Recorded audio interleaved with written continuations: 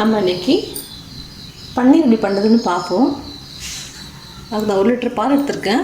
பால் நல்லா கொதிக்கட்டும். நம்ம வீட்லேயே எப்படி பண்ணுறதுன்னு பார்ப்போம். பால் நல்லா கிளறி விட்டுருக்கேன், அடி பிடிக்காமல். அடி கனமான பாத்திரமா வச்சுக்கோங்க, இல்லைன்னா அடி பிடிச்சிடும் அடியில். பால் திக் பாலாக எடுத்துக்கோங்க, தண்ணி இல்லாத பாலாக எடுத்துக்கோங்க.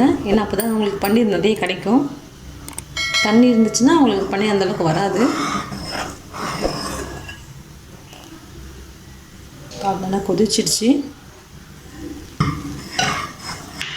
இது நம்ம லெமன் சேர்த்துப்போம். நான் ஒரு 1.5 லெமன் எடுத்துருக்கேன். நீங்கள் தேவைக்கேற்ப சேர்த்துக்கோங்க.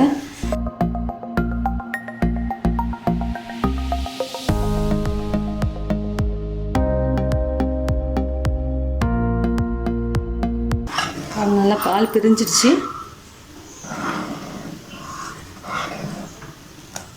பால் நல்லா பிரிஞ்சு வந்துடுச்சு. பன்னீர் ரெடி ஆகிடுச்சு. நம்ம இதை வடிகட்டிக்கலாம்.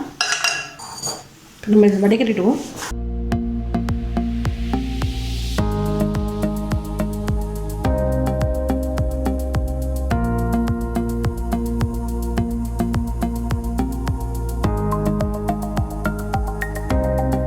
லெமன் ஊற்றினா லெமனோட அந்த புளிப்பு டேஸ்ட் இருக்கும். அதை நம்ம கொஞ்சம் தண்ணி ஊற்றி வாஷ் பண்ணிவிடுவோம்.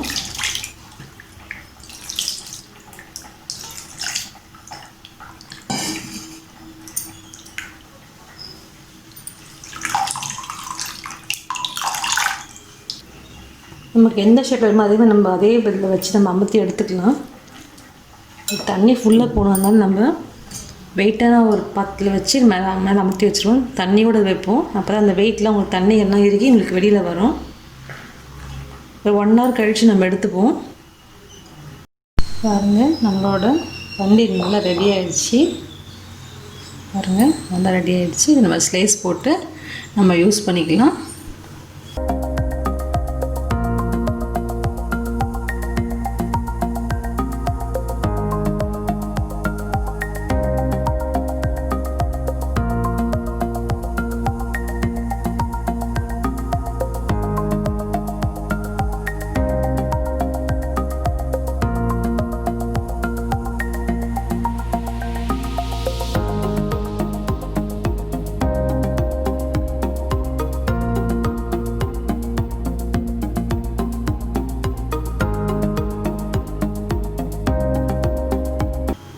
பாருங்கள், நம்மளோட நல்லா பன்னீர் வீட்டிலே பண்ண பன்னீர் ரெடி ஆகிடுச்சு.